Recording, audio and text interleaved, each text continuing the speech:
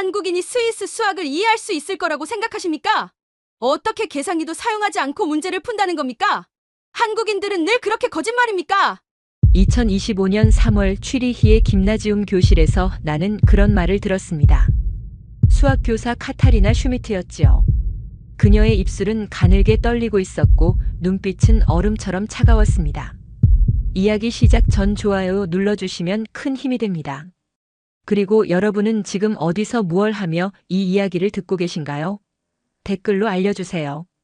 시험 시작 후 18분이었습니다. 교실은 연필 긁는 소리와 계산기 두드리는 소리로 가득했지요. 나는 답안지 마지막 장에 답을 적고 있었습니다. 15문제 모두 손으로 풀었어요. 계산 과정 없이 머릿속으로만 계산해서 답만 적었습니다. 한국에서 배운 방식 그대로였지요. 슈미트 선생의 구두 소리가 들렸습니다. 똑똑똑. 그녀는 말보다 발소리가 먼저 도착하는 사람이었어요. 나는 천천히 고개를 들었습니다. 그녀의 키는 175cm쯤 되었을까요? 금발 머리를 뒤로 단단히 묶고 있었고 검은 뿔테 안경 너머로 나를 내려다보고 있었지요. 박지원 학생. 그녀가 내 이름을 불렀습니다. 독일어 발음이었지만 어색하게 굴러갔어요. 계산 과정이 어디 있습니까? 답안지를 집어들었습니다. 종이를 들어 올려 빛에 비춰보더군요. 마치 위조 지폐를 확인하는 것처럼요. 필요 없었습니다. 머릿속으로 풀었거든요. 나는 조용히 대답했어요. 목소리가 떨리지 않도록 신경 썼습니다. 주변 학생들의 연필 소리가 멈췄어요. 32명의 시선이 일제히 내 쪽으로 쏠렸지요. 머릿속으로요? 슈미트 선생의 목소리가 한 톤 올라갔습니다. 스위스에서는 모든 계산 과정을 명확히 기록해야 합니다. 그것이 규칙입니다. 당신네 나라 방식은 여기서 통하지 않아요. 그녀의 손가락이 답안지를 탁탁 두드렸어요. 짧게 자른 손톱이 종이에 닿을 때마다 날카로운 소리가 났습니다. 나는 아무 말도 하지 않았어요. 설명이 필요 없다고 생각했거든요. 답이 맞으면 되는 거 아닌가요? 하지만 슈미트 선생의 생각은 달랐나 봅니다. 그녀는 답안지를 책상 모서리에 내려놓았어요. 소리가 꽤 컸습니다. 교실 전체에 울릴 정도로요. 이것은 무효 처리하겠습니다. 부정행위 가능성이 있습니다. 그 말에 주변에서 웅성거림이 일었어요. 독일어로 뭐라고 속삭이는 소리가 들렸습니다. 저 한국의 시험 망쳤네. 계산기도 안 쓰고 어떻게 푸는데. 말이 돼? 누군가 비웃는 소리도 섞여 있었어요. 나는 슈미트 선생을 똑바로 봤습니다. 그녀의 눈은 회색이었어요. 차가운 호수 같았지요. 선생님, 그럼 채점을 해보세요. 내 목소리는 떨리지 않았습니다. 답이 맞는지 틀렸는지 확인하시면 됩니다. 슈미트 선생의 눈썹이 꿈틀거렸어요. 내 대답이 마음에 들지 않았나 봅니다. 그녀는 답안지를 집어들고 교실을 나갔어요. 문이 쾅 닫혔습니다. 남은 학생들은 다시 시험을 풀기 시작했지만 가끔 내 쪽을 힐끔힐끔 쳐다봤어요. 앞자리에 앉은 마르쿠스가 고개를 돌렸습니다. 금발의 파란 눈을 가진 스위스 학생이었어요. 그는 작년 스위스 청소년 수학대회에서 동메달을 땄다고 자랑하던 애였죠. 너 망했어. 슈미트 선생한테 찍히면 끝이야. 그가 독일어로 중얼거렸어요. 옆자리 친구들이 키득거렸습니다. 시험이 끝나고 5분 후였어요. 교무실에서 방송이 나왔습니다. 박지원 학생은 즉시 교감실로 오시기 바랍니다. 여학생의 목소리였는데 또박또박한 독일어였지요. 교실이 다시 술렁거렸어요. 마르쿠스가 입을 가리고 웃었습니다. 시작됐네. 그가 손가락으로 목을 긋는 신용을 했어요. 나는 가방을 메고 일어났습니다.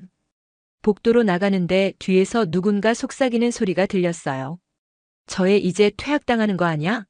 한국인이 여기서 잘난 척하더니. 당연하지.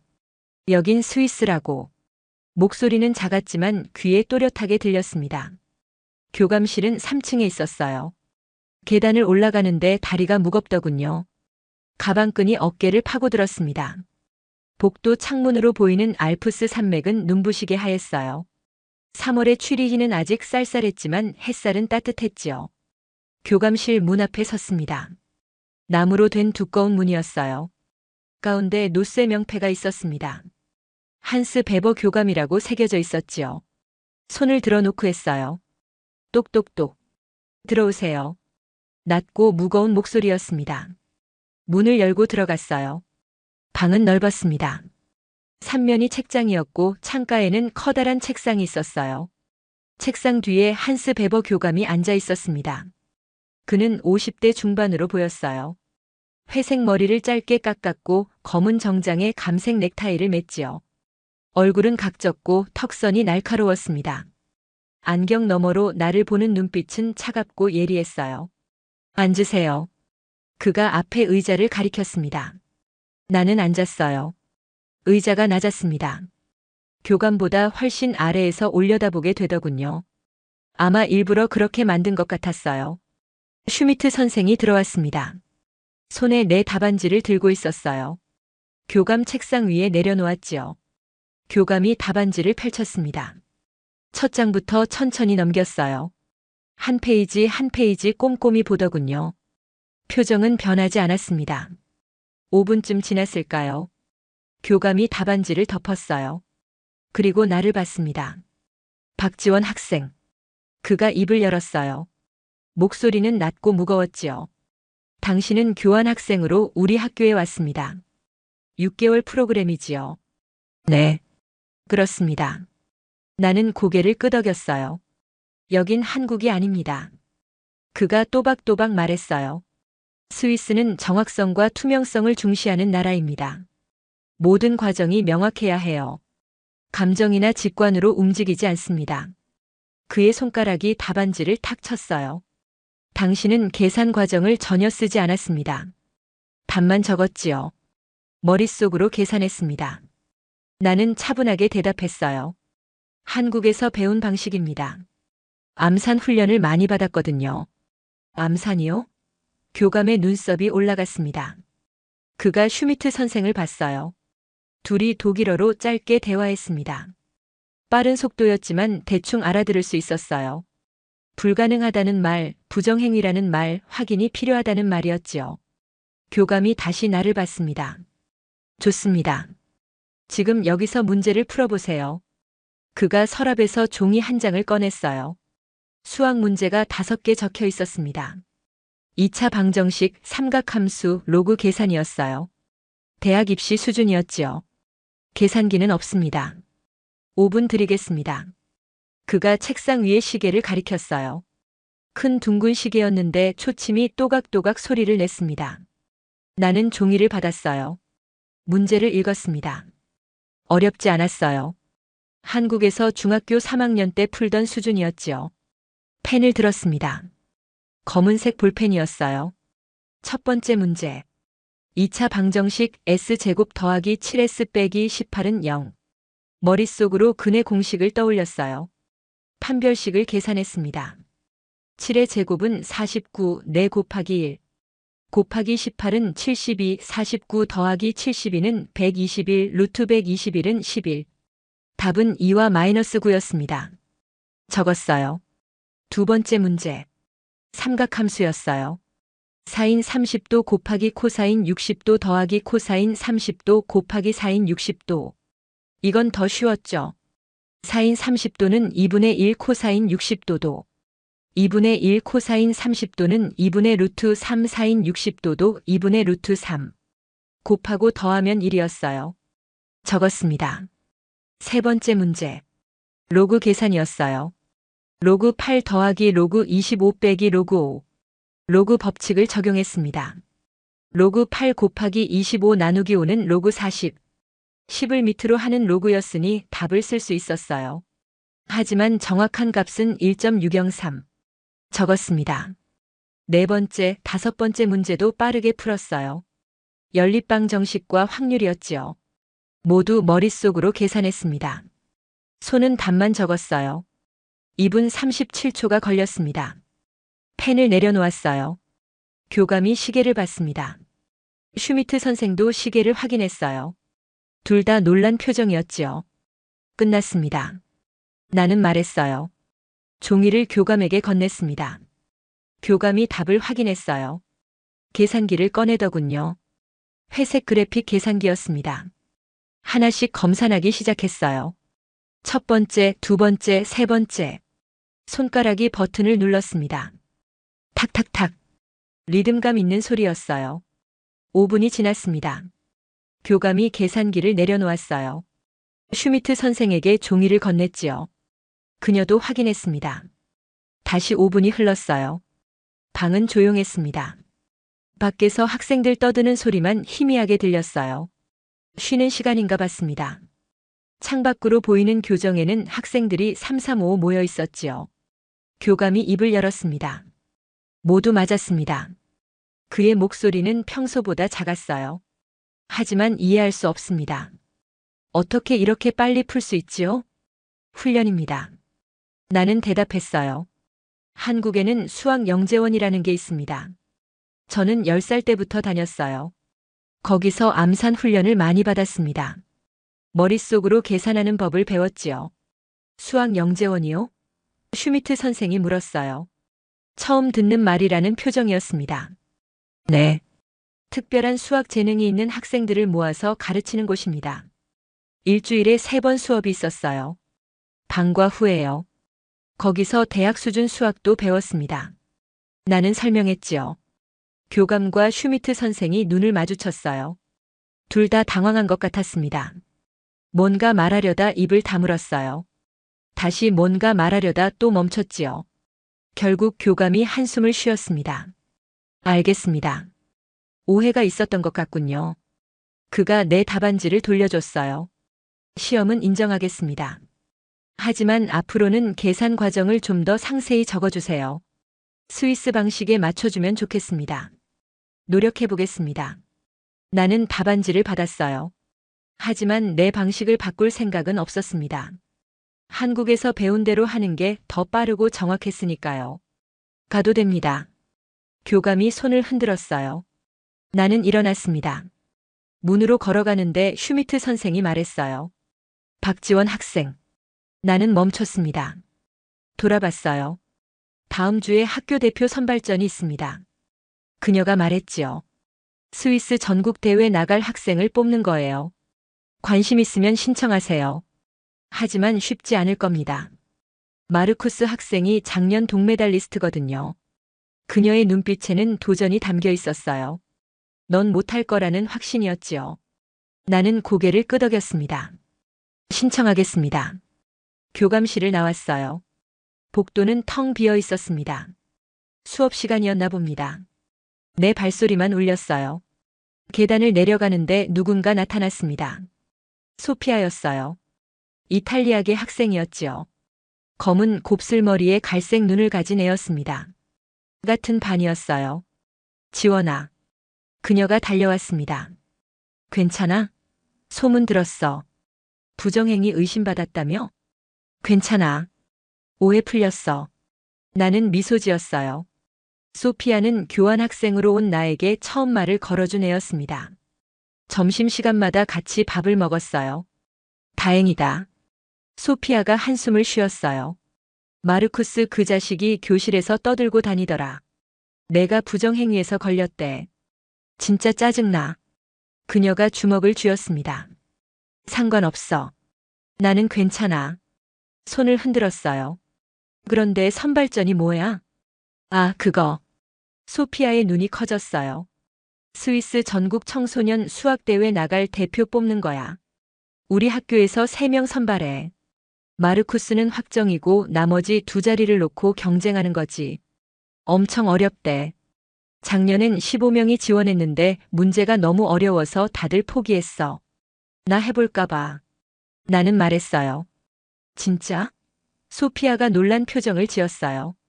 근데 마르쿠스가 가만 안 있을 거야. 제 자존심 엄청 세거든. 작년 동메달 받고 나서 완전 우쭐해졌어. 내가 잘하면 질투할 거야. 상관없어. 나는 어깨를 으쓱했어요. 어차피 실력으로 겨루는 거잖아.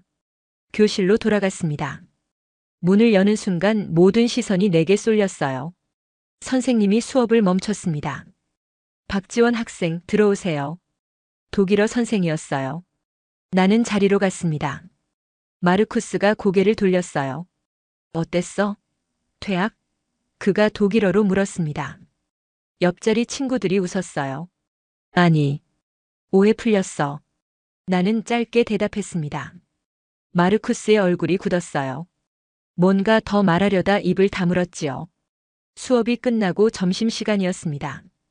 소피아와 구내식당으로 갔어요. 긴 테이블이 여러 개 놓여 있었습니다. 학생들은 무리지어 앉아 있었어요. 우리는 창가 자리에 앉았습니다. 오늘 파스타네. 소피아가 트레이를 내려놓았어요. 토마토 소스 파스타였습니다. 나는 샐러드와 빵을 가져왔어요. 한국 음식이 그리웠지만 참아야 했지요. 마르쿠스 무리가 들어왔습니다. 5명이었어요. 모두 금발의 파란 눈이었지요. 전형적인 스위스 학생들이었습니다. 그들은 우리 테이블 근처를 지나갔어요. 저기 부정행위범. 누군가 독일어로 중얼거렸습니다. 한국인 주제에 잘난 척. 다른 애가 웃었어요. 계산기도 못 쓰는 애가 수학을 해? 말도 안 돼. 목소리는 작았지만 일부러 들리게 한 거였어요. 소피아가 일어서려 했어요. 내가 손을 잡았습니다. 괜찮아. 나는 고개를 저었어요. 싸울 필요 없어. 하지만 쟤네 너무해. 소피아가 속삭였어요. 내가 뭘 잘못했다고. 괜찮다니까. 나는 파스타를 먹었습니다. 맛은 괜찮았어요. 하지만 목이 잘 넘어가지 않았지요. 그날 밤 기숙사 방에서 컴퓨터를 켰습니다. 스위스 전국 청소년 수학대회를 검색했어요. 지난 5년간 기출문제가 나왔지요. 다운로드해서 출력했습니다. 문제들을 봤어요. 수준이 꽤 높았습니다. 대학 1학년 정도였지요. 미적분, 선형대수, 정수론이 섞여 있었어요. 하지만 풀만했습니다. 한국수학영재원에서 이미 다 배운 내용이었으니까요. 펜을 들었어요. 첫 문제부터 풀기 시작했습니다. 손이 빠르게 움직였어요. 머릿속 계산과 손의 움직임이 완벽하게 동기화됐지요. 1시간 만에 10문제를 다 풀었습니다. 창밖을 봤어요. 취리히의 밤은 고요했습니다. 별이 많았어요. 알프스 산맥의 실루엣이 어둠 속에 우뚝 서 있었지요. 나는 다짐했습니다. 선발전에서 이기겠다고. 마르쿠스든 누구든 상관없다고. 실력으로 증명하겠다고. 한국인도 할 수 있다는 걸 보여주겠다고. 내일부터 시작이었습니다. 진짜 싸움이요. 너 한국에서 온 계산기야? 다음 날 아침 교실에 들어서자마자 들은 말이었습니다. 마르쿠스였어요. 그의 친구 셋이 옆에 서 있었죠. 모두 비웃는 표정이었습니다. 나는 대답하지 않았어요. 자리로 걸어갔습니다. 책가방을 내려놓는데 누군가 내 책상에 뭔가를 올려놓더군요. 계산기였습니다. 낡은 회색 계산기였어요. 테이프로 이것 좀 쓰세요라고 독일어로 적혀 있었지요. 교실에서 웃음이 터졌습니다. 마르쿠스 무리가 제일 크게 웃었어요. 나는 계산기를 집어 쓰레기통에 버렸습니다. 조용히요. 웃음소리가 커졌지요. 첫 시간은 수학이었습니다. 슈미트 선생이 들어왔어요. 오늘은 미적분을 하겠습니다. 칠판에 문제를 적기 시작했어요. 복잡한 적분 문제였지요. 누가 나와서 풀어볼까요? 아무도 손을 들지 않았습니다. 슈미트 선생이 교실을 둘러봤어요. 시선이 나에게 멈췄지요. 박지원 학생 나와보세요. 나는 일어났습니다. 칠판으로 걸어갔어요. 뒤에서 속삭임이 들렸습니다. 또 계산 과정 없이 푸나보자. 이번엔 틀릴걸. 분필을 잡았어요. 문제를 다시 읽었습니다. 삼각 치환을 하면 쉬워질 것 같았어요. 손이 움직였습니다. 식을 적었고 변환했고 적분했습니다. 2분 후 답을 적었어요. 슈미트 선생이 확인했습니다. 맞습니다. 그녀의 목소리는 평평했어요. 하지만 중간 과정을 더 자세히 적으면 좋겠어요. 나는 고개를 끄덕이고 자리로 돌아갔습니다. 쉬는 시간이었어요. 화장실에 갔습니다. 돌아오는 길에 복도에서 프랑스어가 들렸어요. 스위스는 독일어, 프랑스어, 이탈리아어를 쓰는 나라였지요. 3명의 여학생이었습니다. 저 한국에 자기가 뭐라도 되는 줄 아나 봐. 그중 한 명이 말했어요. 프랑스어였지만 알아들었습니다. 계산기도 안 쓰고. 슈아는 거지 뭐. 다른 애가 맞장구 쳤어요. 동양인들 원래 그래. 튀고 싶어 하잖아. 나는 그들을 지나쳤습니다. 못 들은 척 했어요. 하지만 가슴이 답답했지요. 교실로 돌아갔습니다. 소피아가 기다리고 있었어요. 지원아, 괜찮아? 그녀가 걱정스러운 얼굴로 물었습니다. 애들이 너무하더라. 아까 화장실 가는 거 봤는데 프랑스 애들이 뭐라고 하던데. 괜찮아. 나는 미소를 지었어요. 익숙해. 익숙하면 안 되는데. 소피아가 한숨을 쉬었습니다. 나도 이탈리아에서 왔잖아. 처음엔 나도 무시당했어. 스위스 애들은 외국인한테 좀 차가워. 특히 독일계 애들은 더해. 점심시간이 되었습니다. 소피아와 함께 구내식당으로 갔어요. 오늘 메뉴는 슈니첼이었습니다. 나는 트레이를 들고 자리를 찾았어요. 창가 테이블이 비어 있었지요. 트레이를 내려놓으려는 순간이었습니다. 누군가 내 팔을 쳤어요. 트레이가 기울었습니다. 슈니첼과 감자, 샐러드가 바닥으로 쏟아졌어요. 쨍그랑. 접시 깨지는 소리가 식당 전체에 울렸습니다. 식당이 조용해졌어요. 모두가 나를 봤습니다. 마르쿠스가 서 있었어요. 그의 손이 아직 내 팔 근처에 있었지요. 아, 미안. 그가 말했습니다. 하지만 미안해 보이지 않았어요. 친구들이 웃고 있었거든요. 괜찮아. 나는 쪼그려 앉아 접시 조각을 주었습니다. 손이 떨렸지만 참았어요. 소피아가 함께 주었습니다. 식당 아주머니가 걸레를 가져왔어요. 이 자식들. 소피아가 독일어로 욕을 했습니다. 마르쿠스 무리를 노려봤어요. 일부러 그런 거잖아. 증거 있어? 마르쿠스가 어깨를 으쓱했습니다. 실수였는데 뭘 그래. 그는 친구들과 함께 자리를 떠났어요. 웃으면서요. 청소를 끝내고 다시 음식을 받았습니다. 이번엔 샌드위치만 가져왔어요. 테이블에 앉아 먹는데 맛이 없었습니다. 목이 메었거든요. 지원아. 소피아가 내 손을 잡았어요. 울지 마. 안 울어. 나는 고개를 들었습니다. 눈물은 안 나왔어요. 화가 났을 뿐이에요. 신고해야 돼. 저건 분명히 일부러야. 소피아가 말했습니다. 아니야. 나는 고개를 저었어요. 그럼 더 꼬일 거야. 내가 알아서 할게. 어떻게? 선발전에서 이기면 돼. 나는 샌드위치를 한 입 베어 물었습니다. 실력으로 이기면 아무 말 못해.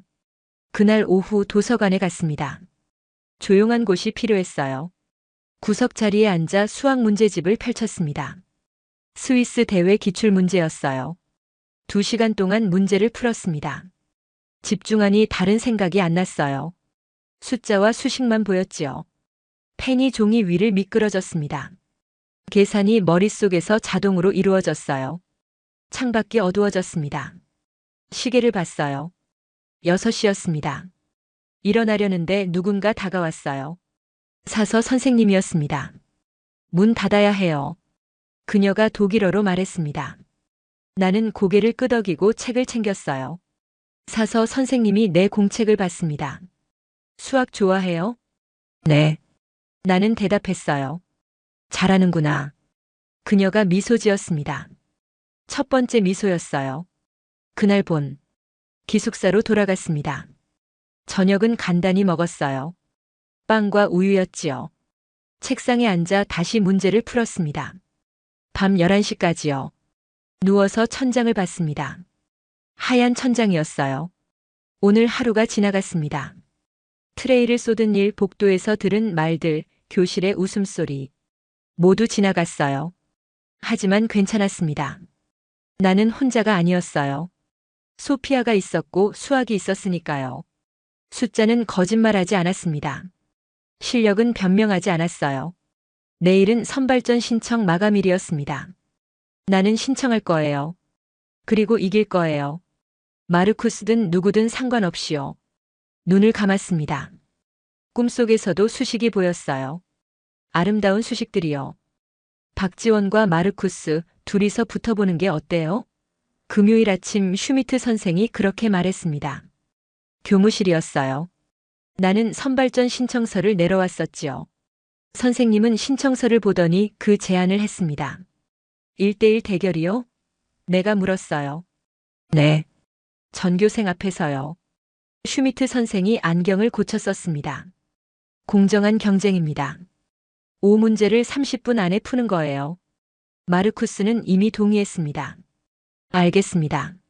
나는 고개를 끄덕였어요. 언제요? 다음 주 수요일입니다. 그녀가 달력을 가리켰지요. 오후 2시 강당에서요. 준비 잘하세요. 교실로 돌아가는데 마르쿠스가 복도에서 기다리고 있었어요. 팔짱을 끼고 벽에 기댄 채였지요. 나를 보자 비웃음을 지었습니다. 준비 잘해. 그가 독일어로 말했어요. 전교생이 내가 지는 걸 보게 될 거야. 한국인이 스위스 수학을 이길 순 없어. 두고 봐요. 나는 그를 지나쳤습니다. 뒤에서 웃음소리가 들렸어요. 소문은 빨리 퍼졌습니다. 점심시간이 되자 학교 전체가 알고 있었어요. 복도에서, 교실에서, 구내식당에서 그 얘기뿐이었지요. 진짜 대결한대. 박지원이 마르쿠스한테 도전했대. 미쳤나 봐. 마르쿠스 작년 동메달리스트잖아. 한국 애가 이길 수 있겠어? 말도 안 돼. 학생들의 대화가 귓가를 스쳤습니다. 소피아가 걱정스러운 얼굴로 다가왔어요. 지원아, 진짜 할 거야? 마르쿠스 실력 좋아. 그리고 재작년 대회 나가봐서 경험도 많고. 괜찮아. 나는 샌드위치를 한 입 베어 물었습니다.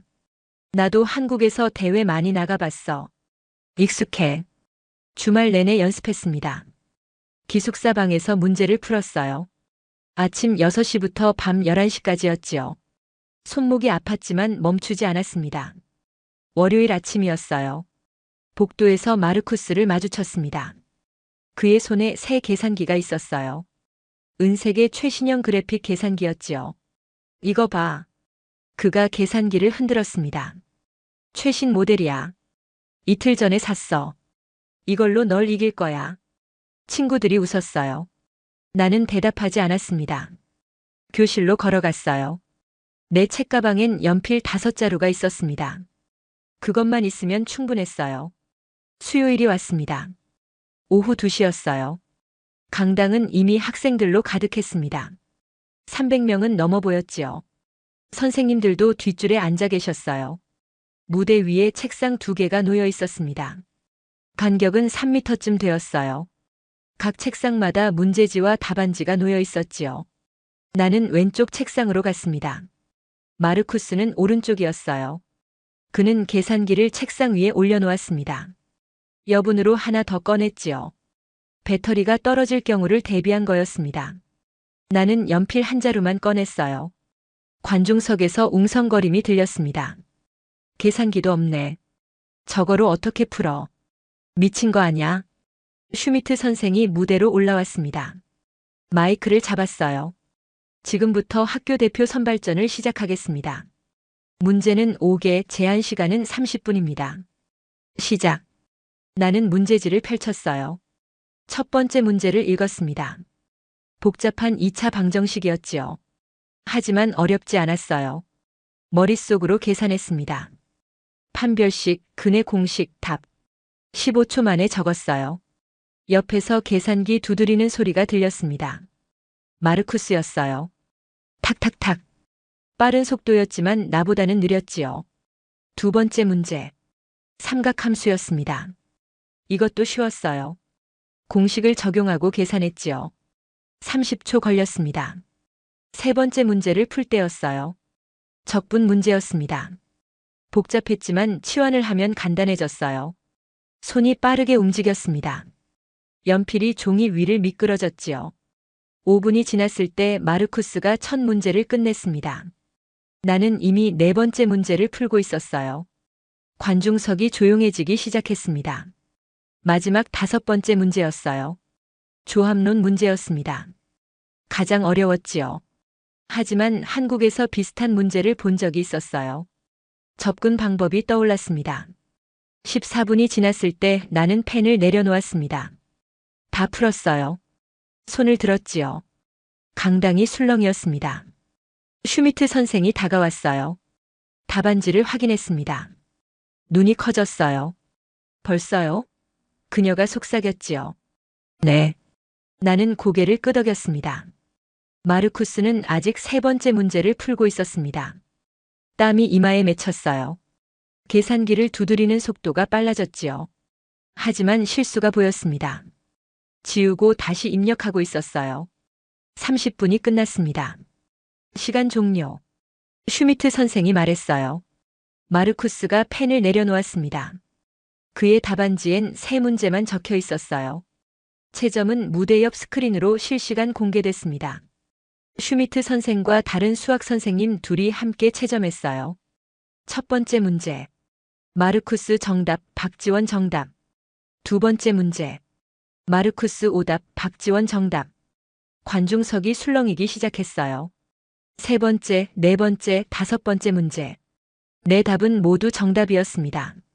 마르쿠스는 세 번째만 맞았어요. 최종 점수가 떴습니다.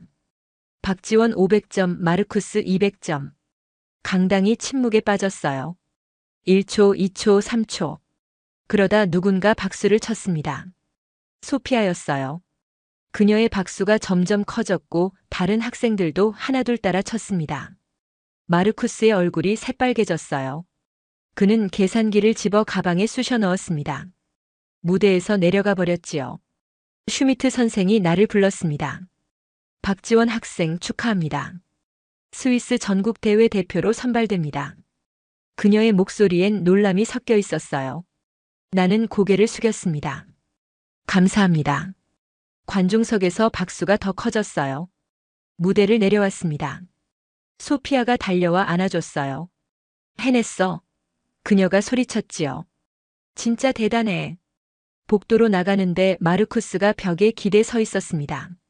나를 봤어요. 눈이 빨갰습니다. 뭔가 말하려다 그냥 돌아섰어요. 친구들과 함께 사라졌지요. 나는 밖으로 나갔습니다. 3월의 취리히는 여전히 쌀쌀했어요. 하지만 햇살은 따뜻했습니다. 가슴이 뛰었어요. 이겼습니다. 실력으로요. 다음은 전국 대회였습니다. 준비해야 했어요. 더 어려운 싸움이 기다리고 있었으니까요. 전국대회 대표팀 첫 모임은 월요일 오후였습니다. 수학실에 모였어요. 나 말고도 2명이 더 있었지요. 마르쿠스와 레아였습니다. 레아는 2학년 선배였어요. 작년 대회에서 은메달을 땄다고 했습니다. 레아가 나를 봤어요. 너가 그 한국 학생이구나. 독일어였지만 차가웠습니다. 계산기 안 쓴다며? 이상한 취향이네. 나는 대답하지 않았습니다. 자리에 앉았어요. 마르쿠스는 나를 보지도 않았지요. 창밖만 바라보고 있었습니다. 문이 열렸어요. 뮬러 교수가 들어왔습니다. 50대 중반의 남자였어요. 회색 수염을 기르고 있었고 안경을 쓰고 있었지요. 그는 취리히 공대 수학과 교수였습니다. 앉으세요. 그가 말했어요. 나는 한스 뮬러입니다. 여러분의 코치를 맡게 됐어요. 대회는 한 달 후입니다. 베른에서 열려요. 그가 서류를 나눠줬습니다. 훈련 일정표였어요. 매주 월요일, 수요일, 금요일 오후 3시부터 6시까지였지요. 질문 있나요? 뮬러 교수가 물었습니다. 마르쿠스가 손을 들었어요. 교수님, 개인별 훈련도 받을 수 있나요? 물론이죠. 필요하면 말하세요. 나는 손을 들지 않았습니다. 혼자 하는 게 익숙했거든요. 첫 훈련이 시작됐습니다. 뮬러 교수가 문제지를 나눠줬어요. 작년 대회 기출문제였습니다. 10문제, 2시간 제한이었지요. 나는 문제를 풀기 시작했어요. 첫 번째, 두 번째, 세 번째. 손이 빠르게 움직였습니다. 옆에서 계산기 소리가 들렸어요. 마르쿠스와 레아였지요. 1시간 후 나는 다 풀었습니다. 손을 들었어요. 뮬러 교수가 다가왔습니다. 답안을 확인했지요. 눈썹이 올라갔어요. 모두 맞았네요. 그가 말했습니다. 하지만 계산 과정이 너무 간단해요. 심사위원들이 이해하기 어려울 수 있습니다. 제 방식입니다. 나는 대답했어요. 머릿속으로 하는 게 더 빨라요. 뮬러 교수가 한숨을 쉬었습니다. 알겠어요. 하지만 대회에선 과정도 점수에 들어갑니다. 고민해 보세요. 훈련이 끝나고 마르쿠스가 다가왔어요. 뮬러 교수한테 뭐라고 하더니 교수가 고개를 끄덕였지요. 둘이 따로 남았습니다. 레아도 교수와 얘기하더니 남았어요. 나만 나왔습니다. 복도는 텅 비어 있었어요. 발소리만 울렸지요. 수요일 훈련이었습니다. 이번엔 새 문제였어요. 뮬러 교수가 직접 만든 거라고 했지요. 더 어려웠습니다. 하지만 풀만했어요. 1시간 반 만에 끝냈습니다. 다시 손을 들었어요. 레아가 나를 쳐다봤습니다. 짜증난다는 표정이었지요. 박지원 학생. 뮬러 교수가 답안을 보며 말했습니다. 실력은 좋아요. 하지만 팀워크도 중요합니다. 대회엔 단체전도 있거든요. 알겠습니다. 나는 고개를 끄덕였어요. 금요일엔 단체전 연습이었습니다. 3명이 함께 푸는 문제였어요. 의논해서 답을 내야 했지요. 첫 번째 문제를 봤습니다. 기하 문제였어요. 나는 답을 알았습니다. 손을 들어 말하려는데 마르쿠스가 먼저 말했어요.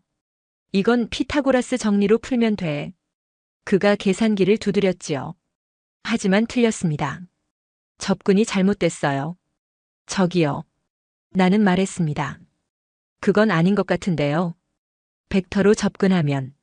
마르쿠스가 나를 쳐다봤어요. 넌 가만히 있어. 내가 작년에 나가봐서 알아. 레아도 마르쿠스 말에 동의했지요. 결국 그들 방식대로 풀었습니다. 틀렸어요. 뮬러 교수가 정답을 알려줬을 때 내가 말한 방법이었지요. 훈련이 끝나고 밖으로 나왔어요. 소피아가 기다리고 있었습니다. 어때? 그녀가 물었어요. 별로. 나는 솔직하게 말했습니다. 혼자 하는 게 나아.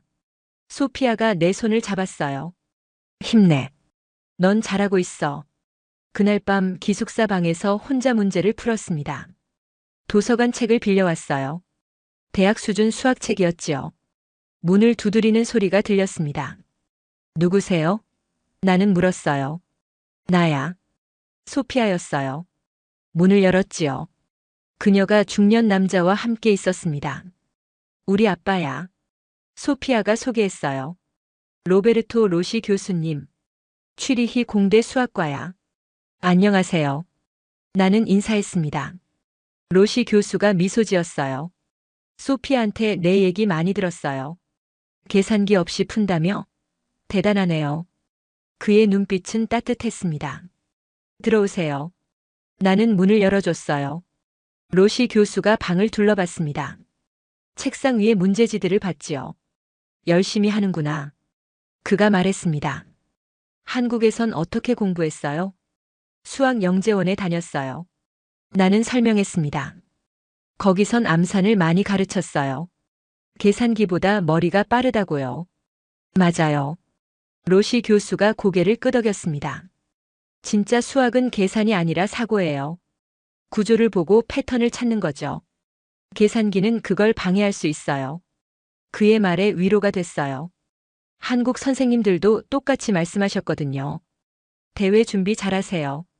로시 교수가 일어서며 말했습니다. 도움 필요하면 언제든 연락해요. 소피아가 내 번호 알고 있어. 고맙습니다. 나는 고개를 숙였어요. 그들이 나간 후 다시 책상에 앉았습니다. 로시 교수의 말이 떠올랐어요. 진짜 수학은 사고라고. 맞았습니다. 나는 그걸 믿었어요. 다음 주 훈련은 더 어려웠습니다.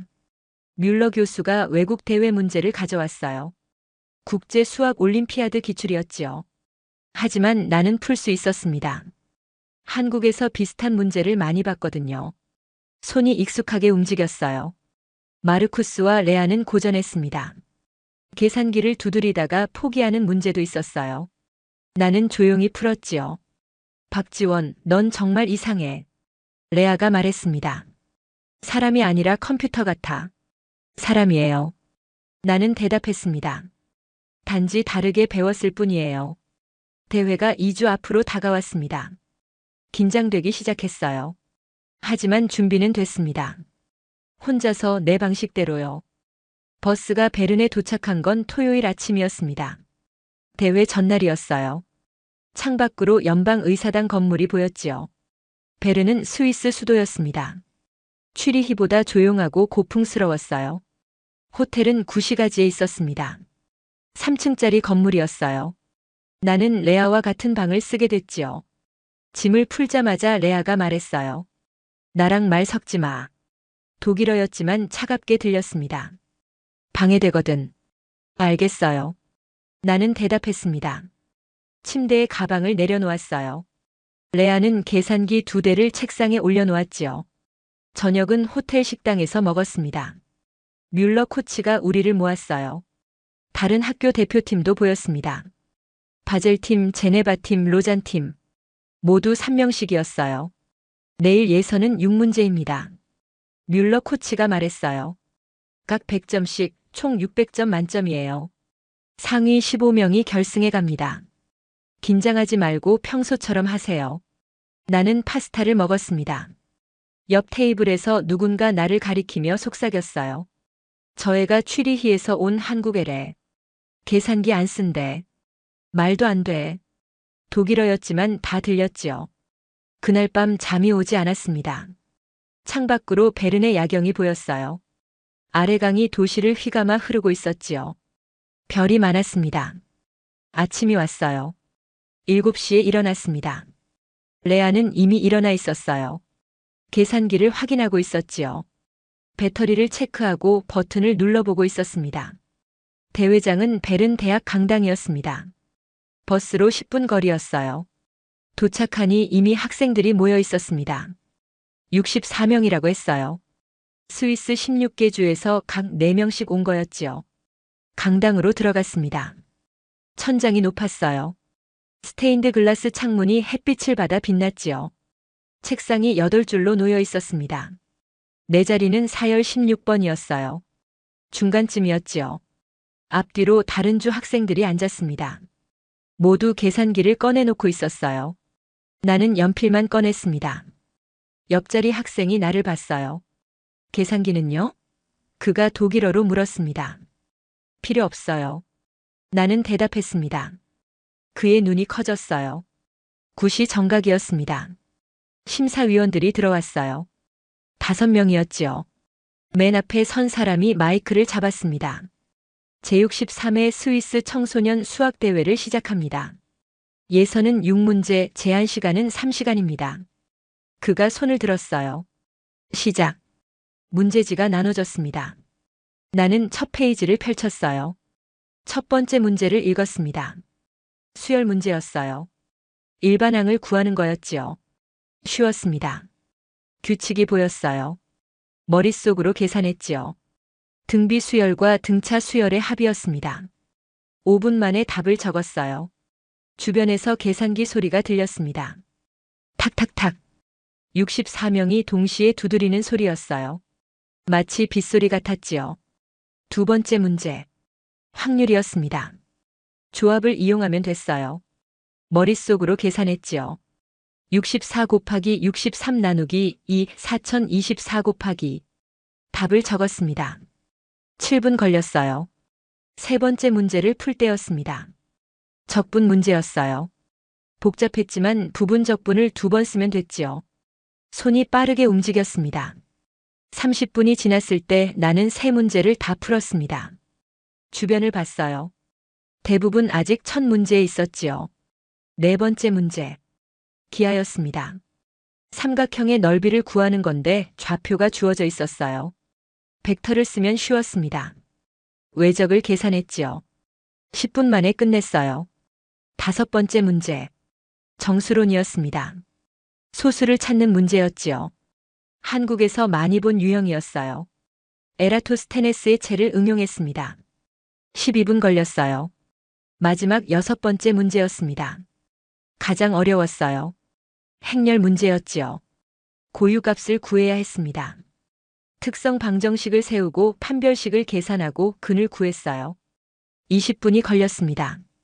1시간 14분이 지났을 때 펜을 내려놓았습니다. 다 풀었어요. 손을 들었지요. 강당이 조용해졌습니다. 모두가 나를 봤어요. 심사위원 한 명이 다가왔습니다. 회색 양복을 입은 남자였어요. 끝났습니까? 그가 독일어로 물었습니다. 네. 나는 고개를 끄덕였어요. 그는 답안지를 가져갔습니다. 다른 심사위원들과 뭔가 속삭였지요. 아직 2시간이 남았습니다. 나는 자리에 앉아 있었어요. 할 일이 없었지요. 창밖을 봤습니다.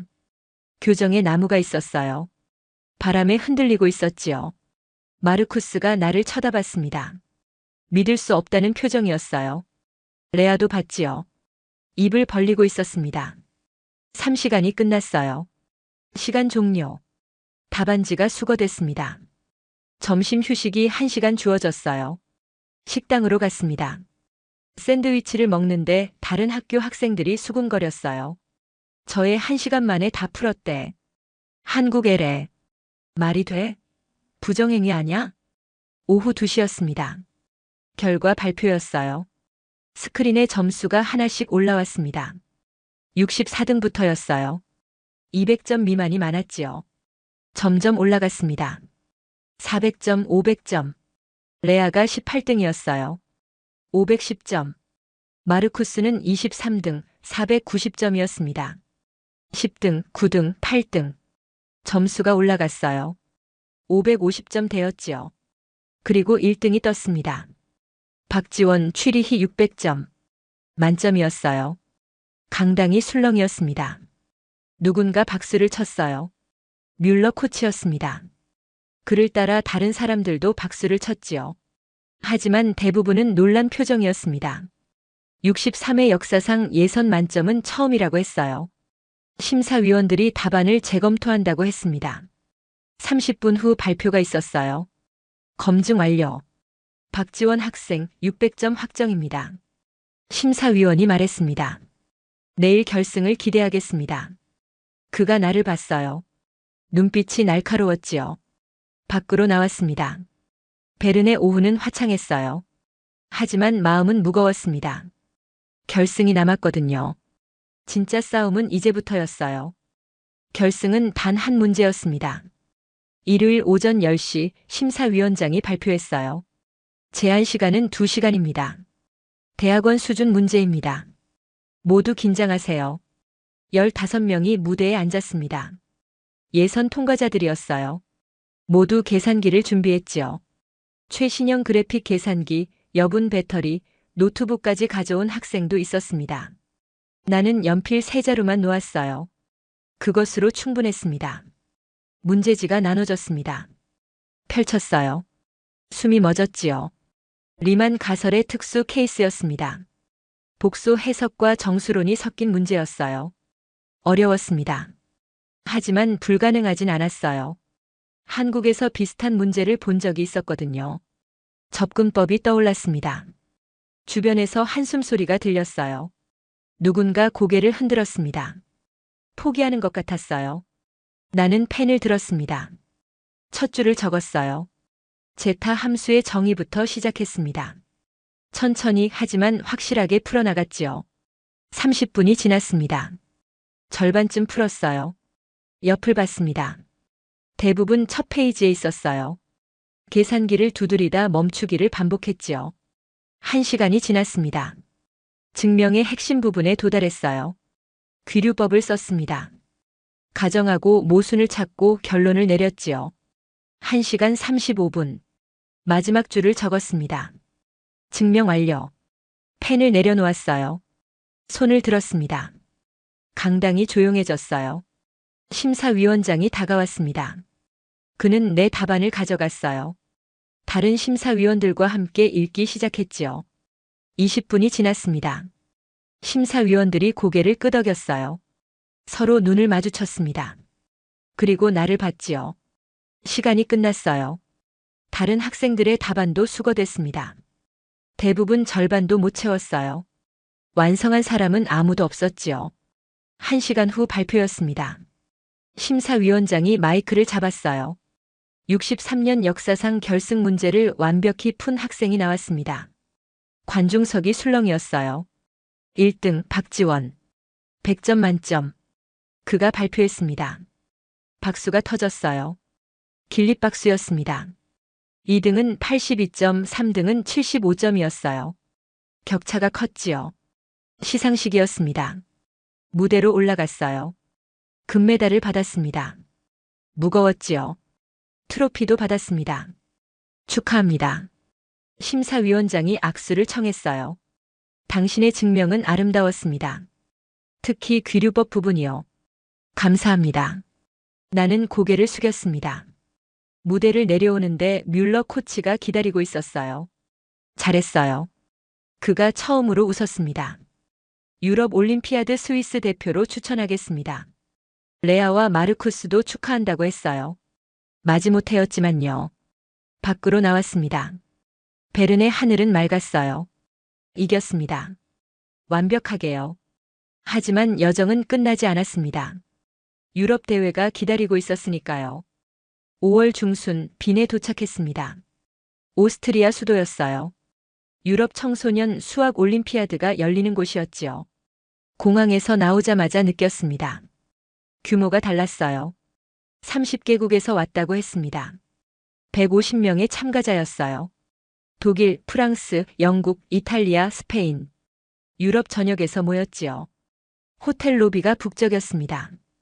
각국 유니폼을 입은 학생들이 무리지어 있었어요. 독일 팀은 검은색, 프랑스 팀은 파란색, 영국 팀은 빨간색 유니폼이었지요. 스위스 팀은 흰색의 빨간 십자가였습니다. 나와 마르쿠스, 레아 셋이었어요. 뮬러 코치도 함께였지요. 체크인을 하는데 독일 팀이 지나갔습니다. 5명이었어요. 맨 앞에 선 학생이 나를 봤습니다. 키가 크고 금발이었어요. 턱을 들고 지나갔지요. 거만해 보였습니다. 저 애가 독일 대표 루카스래. 레아가 속삭였어요. 작년 유럽 대회 은메달리스트야. 독일 최고 천재래. 방은 3층이었습니다. 레아와 또 같은 방이었어요. 짐을 풀자마자 레아가 말했어요. 여긴 스위스 대회랑 달라. 진짜 천재들만 온 거야. 계산기 없이 이길 수 있을 것 같아? 해봐야 알죠. 나는 대답했습니다. 개회식이었습니다. 빈 공과대학 대강당이었어요. 1000명은 들어갈 규모였지요. 150명 참가자와 코치들, 그리고 관중들로 가득했습니다. 유럽수학협회 회장이 연설했어요. 독일어, 프랑스어, 영어로 번갈아가며 했지요. 올해 문제는 예년보다 어렵습니다. 최선을 다하세요. 저녁 만찬이었습니다. 뷔페식이었어요. 음식을 담아 자리에 앉는데 프랑스 팀이 옆 테이블에 왔습니다. 그중 한 명이 나를 봤어요. 너 스위스에서 만점 받은 애구나. 프랑스어였습니다. 계산기 안 쓴다며? 그가 친구에게 프랑스어로 말했어요. 쉬워하는 거겠지. 동양인들 특기잖아. 나는 못 들은 척했습니다. 하지만 주먹이 저절로 쥐어졌어요. 다음 날 월요일 예선 첫날이었습니다. 문제는 4개, 시간은 4시간 반이었어요. 강당 책상이 10줄로 놓여 있었지요. 내 번호는 67번이었습니다. 중간쯤이었어요.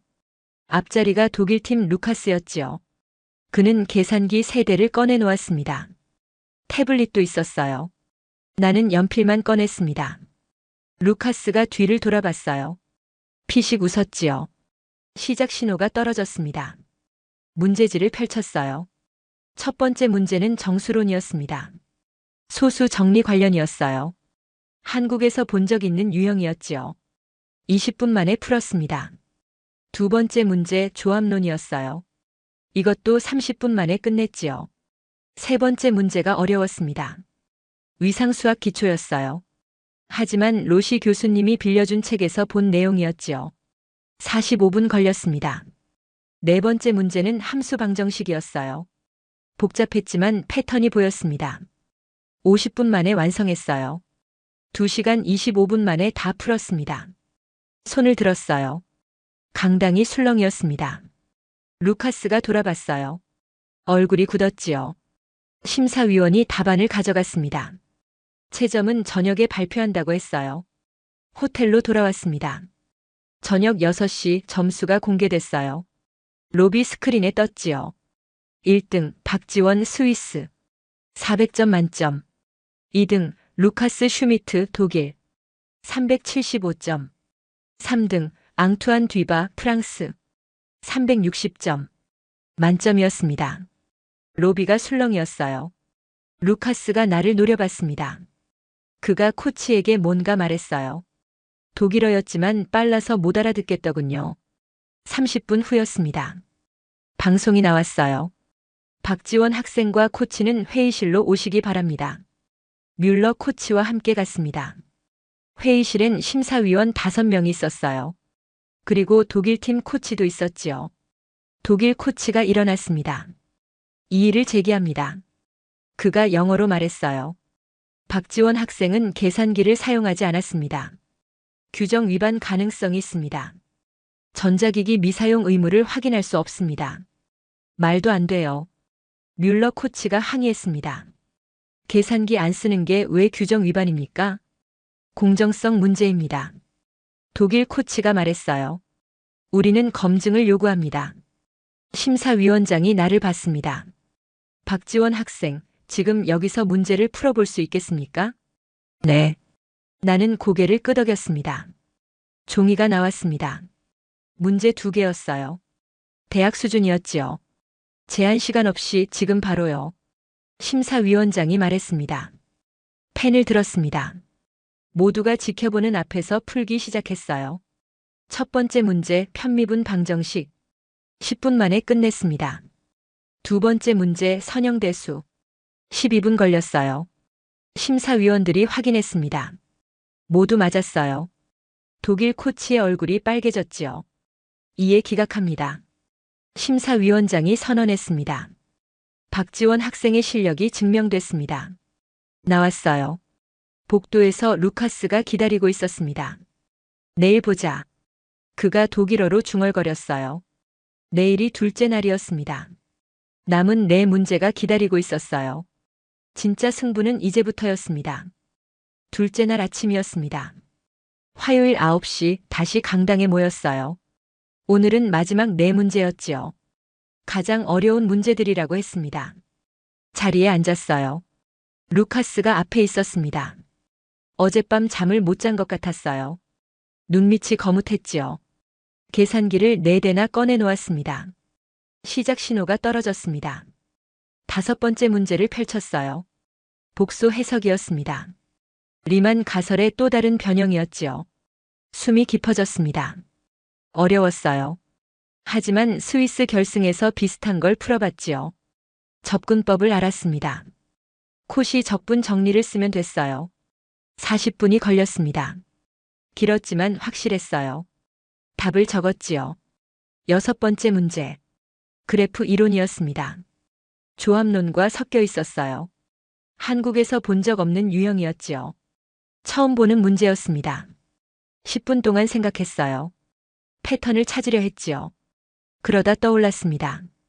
귀납법과 비둘기집 원리를 함께 쓰면 되겠더군요. 50분 만에 풀었습니다. 확신은 없었지만 최선이었어요. 7번째 문제는 기하였습니다. 3차원 공간의 회전이었어요. 벡터와 행렬을 써야 했지요. 이건 익숙했습니다. 35분 만에 끝냈어요. 마지막 8번째 문제였습니다. 가장 어려웠어요. 수론과 해석하기 섞인 문제였지요.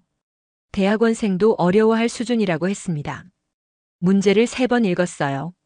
구조가 보이지 않았습니다. 15분 동안 종이만 바라봤지요. 주변에서 한숨 소리가 들렸습니다.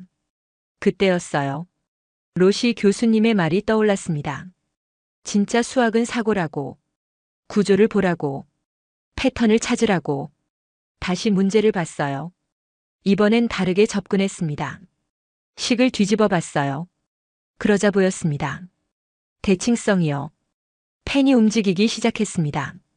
테일러 급수, 로랑 급수, 수렴 반경. 손이 자동으로 움직였어요. 1시간 10분이 걸렸습니다. 마지막 줄을 적었어요. 증명 완료. 펜을 내려놓았습니다. 총 3시간 5분이 걸렸습니다. 손을 들었어요. 또 강당이 조용해졌지요. 심사위원이 왔습니다. 답안을 가져갔어요. 루카스가 돌아봤습니다. 믿을 수 없다는 눈빛이었지요. 4시간 반이 끝났습니다. 다른 학생들의 답안이 수거됐어요. 대부분 마지막 문제를 비워뒀더군요. 저녁 발표였습니다.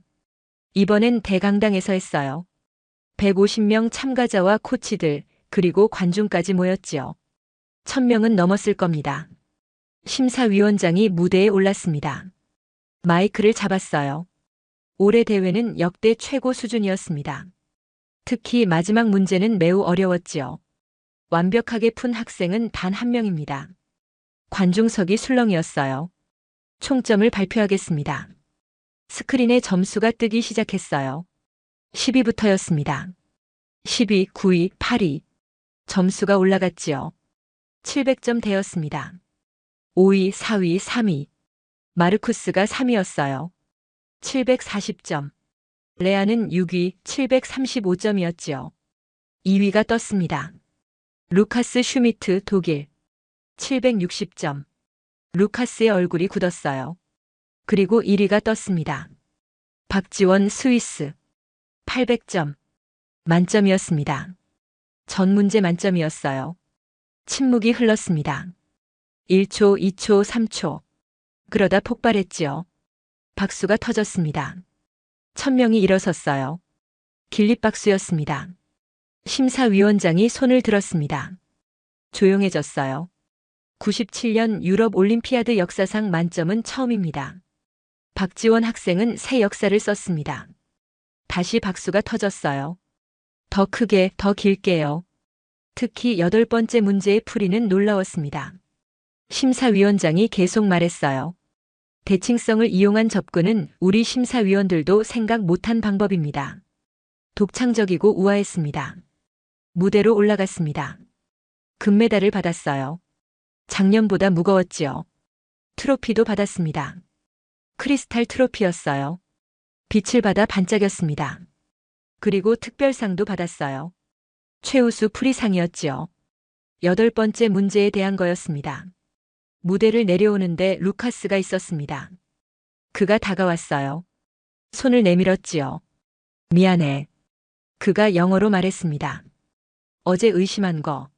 내가 정말 대단해. 인정해. 악수했습니다. 그의 손이 떨렸어요. 프랑스 팀 학생도 왔습니다. 어제 조롱하던 애였지요. 축하해. 그가 프랑스어로 말했어요. 내가 최고야. 뮬러 코치가 눈물을 닦고 있었습니다. 잘했어요. 정말 잘했어요. 그가 나를 안아줬어요. 레아와 마르쿠스도 왔습니다. 축하해. 레아가 말했어요. 이번엔 진심이었지요. 내가 우릴 대표해줘서 자랑스러워. 리셉션이 열렸습니다. 각국 코치들이 인사하러 왔어요. 영국 코치, 이탈리아 코치, 스페인 코치. 모두 악수를 청했지요. 빈 공과대학 학장도 왔습니다. 우리 대학에 관심 있나요? 그가 물었어요. 전액 장학금을 제공할 수 있습니다. 감사합니다. 나는 대답했습니다. 하지만 아직 고민 중이에요. 한국 기자도 있었습니다. 교포 신문 기자라고 했어요. 한국말로 인터뷰했지요. 한국말이 그리웠습니다. 비결이 뭐예요? 기자가 물었어요. 계산기가 아니라 머리로 하는 거요. 나는 대답했습니다. 진짜 수학은 여기 있어요. 가슴을 가리켰지요. 밤이 되었습니다. 호텔 방 창문으로 빈의 야경이 보였어요. 아름다웠습니다. 금메달을 들여다봤어요. 무거웠지만 따뜻했지요. 이겼습니다. 완벽하게요. 한국에서 배운 것들이 떠올랐습니다. 영재원 선생님들 함께 공부했던 친구들, 밤늦게까지 문제를 풀었던 날들. 모두가 이 순간을 만들었어요. 내일은 취리히로 돌아갑니다. 학교로 일상으로요. 하지만 이제 달라졌어요. 증명했으니까요. 한국인도 할 수 있다는 걸. 계산기 없이도 최고가 될 수 있다는 걸. 실력에는 국경이 없다는 걸요. 누워서 천장을 봤습니다. 내일이 기대됐어요. 새로운 시작이 기다리고 있었으니까요. 취리히 공항에 도착한 건 수요일 오후였습니다. 비행기에서 내리자마자 느꼈어요. 뭔가 다르다는 걸요. 입국장 문을 여는 순간 카메라 플래시가 터졌습니다. 기자들이었어요. 10여 명은 됐지요.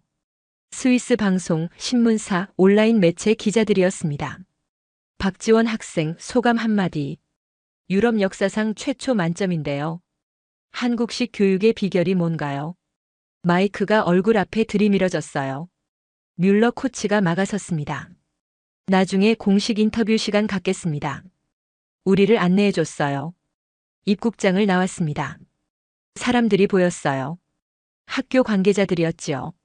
한스 베버 교감이 맨 앞에 서 있었습니다. 박지원 학생. 그가 다가왔어요. 목소리가 떨렸습니다. 축하합니다. 스위스의 영광입니다. 감사합니다.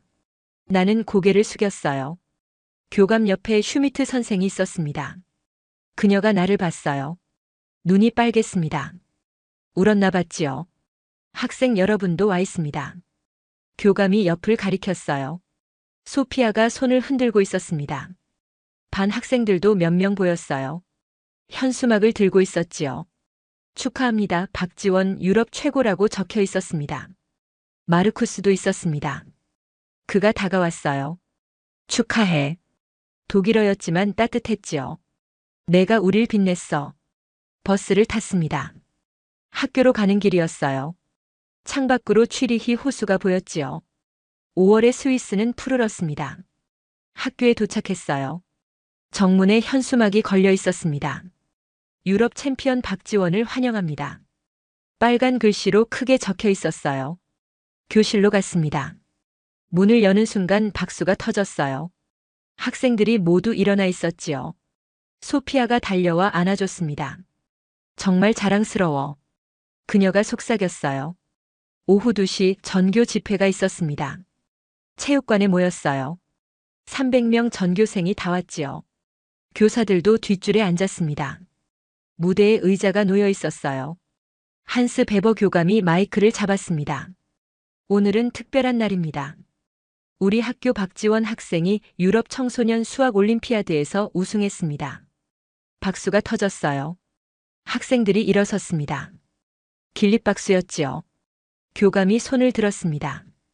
조용해졌어요. 그리고 저는 이 자리에서 공개적으로 사과하고 싶습니다. 그의 목소리가 낮아졌지요.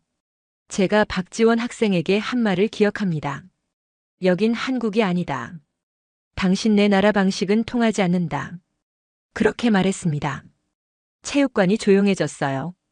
제가 틀렸습니다. 교감이 계속 말했어요. 실력에는 국경이 없습니다. 방법도 중요하지 않습니다. 중요한 건 결과예요. 그리고 박지원 학생은 최고의 결과를 보여줬습니다. 그가 무대에서 내려왔습니다. 내게 다가왔어요. 그리고 고개를 숙였습니다. 90도로요. 3초간 그대로 있었지요. 미안합니다. 그가 말했어요. 제 편견이었습니다. 괜찮습니다. 나는 대답했습니다. 고개를 들어주세요. 교감이 일어섰습니다. 눈가가 붉었어요. 당신이 자랑스럽습니다. 박수가 다시 터졌습니다. 이번엔 더 길게요. 슈미트 선생이 무대로 올라왔습니다. 그녀도 마이크를 잡았어요. 손이 떨리고 있었지요. 저도 사과해야 합니다.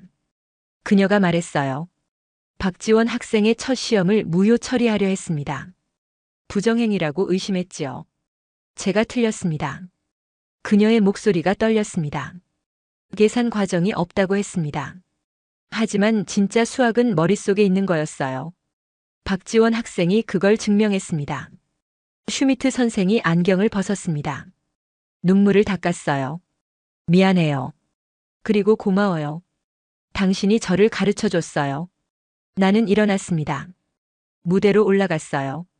슈미트 선생을 안아줬지요. 그녀가 울었습니다. 박수가 계속됐습니다. 300명이 모두 일어나 있었어요. 집회가 끝나고 교장실로 갔습니다. 베버 교감이 봉투를 건넸어요. ETH 취리히에서 왔습니다. 그가 말했어요. 조기 입학 제한이에요. 전액 장학금 포함입니다. 봉투를 열었습니다. 편지가 들어 있었어요. ETH 취리히 수학과 학과장 이름으로 왔지요. 박지원 학생께 당신의 유럽 올림피아드 성적을 보고 감명받았습니다. 우리 대학은 당신 같은 인재를 원합니다. 고등학교 졸업 즉시 입학 가능하며 4년간 전액 장학금을 제공합니다. 관심 있으시면 연락 주세요. 마음이 뛰었습니다. ETH 취리히는 유럽 최고의 공과대학이었어요. 아인슈타인이 다녔던 곳이었지요. 고민해 보겠습니다. 나는 교감에게 말했습니다. 좋은 기회예요. 교감이 미소 지었어요. 하지만 천천히 결정하세요. 교실로 돌아갔습니다. 소피아가 기다리고 있었어요. ETH 들어가는 거야? 그녀가 물었습니다. 아직 몰라. 나는 대답했습니다. 고민 중이야. 나도 ETH 가고 싶어. 소피아가 말했어요. 같이 가면 좋겠다. 그날 저녁 기숙사 방에서 부모님께 전화했습니다. 한국이었어요. 밤늦은 시간이었지만 받으셨지요. 지원아. 엄마 목소리가 들렸습니다. 뉴스 봤어. 정말 대단하구나. 눈물이 났어요. 오랜만에 듣는 엄마 목소리였거든요. 고생했어. 아빠도 전화를 받으셨어요. 자랑스럽다. ETH에서 입학 제안 왔어요. 나는 말했습니다. 어떻게 할까요? 내가 결정해. 아빠가 말씀하셨어요. 내가 원하는 걸 해. 우린 항상 응원할게.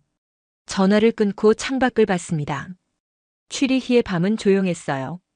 별이 많았지요. 결정했습니다. ETH에 가기로요. 여기서 계속 공부하고 싶었어요. 스위스에서 유럽에서요. 책상에 앉았습니다. ETH 회신 편지를 쓰기 시작했어요. 입학을 수락한다고요. 펜이 종이 위를 움직였습니다. 새로운 시작이었어요. 더 큰 무대가 기다리고 있었지요. 하지만 이미 증명했습니다. 한국인도 할 수 있다는 걸. 계산기 없이도 최고가 될 수 있다는 걸. 편견은 실력 앞에 무너진다는 걸요. 그것으로 충분했습니다. 2025년 9월 ETH 취리히에 입학했습니다. 17세였어요. 같은 학년 학생들보다 한두 살 어렸지요. 하지만 상관없었습니다. 첫 수업은 고급 미적분학이었습니다. 월요일 아침 8시 대형 강의실이었어요. 200명은 들어갈 규모였지요. 이미 학생들로 반쯤 차 있었습니다. 소피아와 함께 앞줄에 앉았어요. 그녀도 ETH에 합격했었거든요. 건축과였지만 교양 수학은 함께 들었지요. 교수가 들어왔습니다. 회색 머리의 60대 남자였어요. 토마스 바이스 교수였지요. ETH에서 40년 넘게 가르친 분이라고 했습니다. 여러분 중에 박지원 학생이 있나요? 그가 독일어로 물었어요. 나는 손을 들었습니다. 일어나 보세요. 그가 말했어요. 나는 일어났지요. 이분이 올해 유럽 올림피아드 우승자입니다. 교수가 학생들에게 말했어요. 만점을 받았죠. 97년 역사상 처음입니다. 박수가 터졌습니다. 학생들이 나를 봤어요. 호기심 어린 눈빛이었지요. 앉으세요. 교수가 미소 지었습니다. 그리고 칠판에 뭔가를 쓰기 시작했어요. 오늘은 특별히 박지원 학생이 유럽 대회에서 푼 문제를 보겠습니다. 8번째 문제가 칠판에 적혔습니다. 복잡한 수식이었어요. 학생들이 공책을 펴기 시작했지요. 이 문제를 대칭성으로 접근한 풀이가 있습니다. 바이스 교수가 말했어요. 우리 심사위원들도 생각 못한 방법이죠. 박지원 학생, 앞으로 나와서 설명해 줄 수 있나요? 심장이 뛰었습니다. 하지만 일어섰어요. 칠판으로 걸어갔지요. 분필을 잡았습니다. 먼저 문제의 구조를 보겠습니다. 독일어로 말하기 시작했어요. 여기 대칭성이 숨어 있습니다. 분필이 칠판을 가로질렀지요. 15분 동안 설명했습니다. 학생들이 집중했어요. 고개를 끄덕이는 학생도 있었고 열심히 필기하는 학생도 있었지요. 완벽합니다. 바이스 교수가 박수를 쳤어요. 학생들도 따라 쳤습니다. 자리로 돌아가세요. 수업이 끝나고 여러 학생이 다가왔습니다. 어떻게 그렇게 빨리 생각해냈어요? 한국에선 어떻게 가르쳐요? 질문이 쏟아졌지요. 점심시간이었습니다. 소피아와 학생 식당에 갔어요. 파스타를 먹는데 누군가 다가왔습니다. 안녕하세요. 동양계 남학생이었어요. 한국말이었습니다. 저도 한국 사람이에요. 교환학생으로 왔어요. 반가웠습니다. 한국말을 쓸 수 있어서요. 김민준이라고 자기소개했어요. 기계공학과 2학년이라고 했지요. 뉴스 봤어요. 그가 말했습니다. 정말 대단해요. 한국 사람으로서 자랑스러웠어요. 고맙습니다. 나는 미소 지었어요. 다음 주 수요일이었습니다. 수학과 학과장실로 불려갔어요.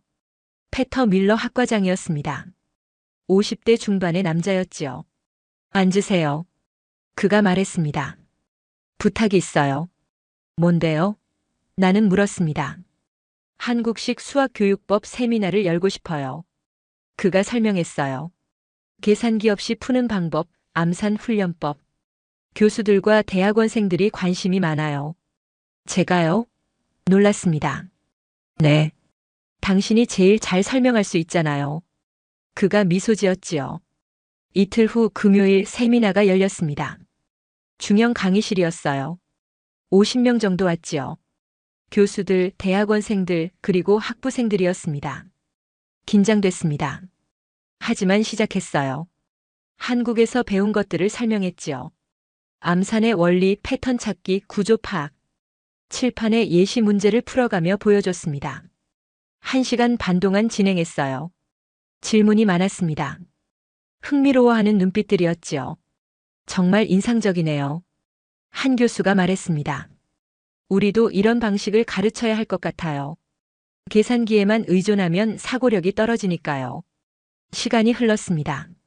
한 학기가 지났어요. 중간고사를 봤습니다. 전 과목 만점이었지요. 교수들이 놀라워했습니다. 겨울이 왔습니다. 취리히에 눈이 내렸어요.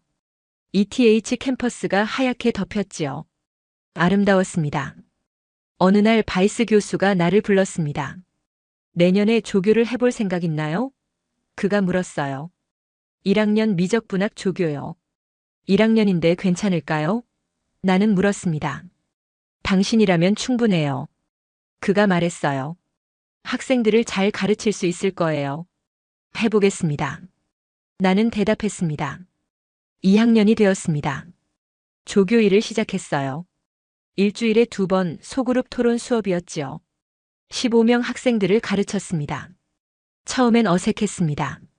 하지만 점점 익숙해졌어요. 학생들이 이해할 때까지 설명했지요. 때로는 칠판 앞에 서서 직접 풀어 보였습니다. 어느 금요일 오후였습니다. 수업을 마치고 나오는데 한 학생이 다가왔어요.